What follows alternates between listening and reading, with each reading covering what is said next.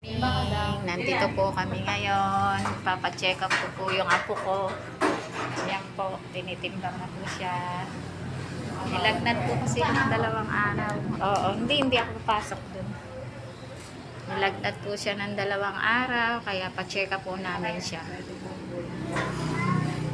Tapos na po timbangin. Kasi may suspect ako na bawal yung page. Ay, notebook mo. Kasi bakit tayo? Eri, notebook.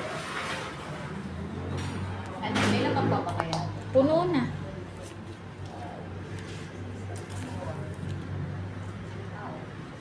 Ito'y bago. Hindi po ako pwedeng pumasok sa loob. Bawal. Yan lang po. Yan po. Pwede daw po.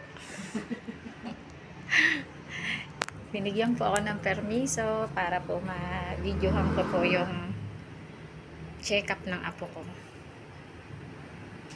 Nilagnat po kasi siya ng 2 araw. Ayan po yung doktora niya na simula po nung baby siya. Hanggang ngayon pong malaki na siya. Maski po yung nanay niya, yan din po ang doktora niya nung araw pa po. Hanggang sa ngayon po. Thank you po.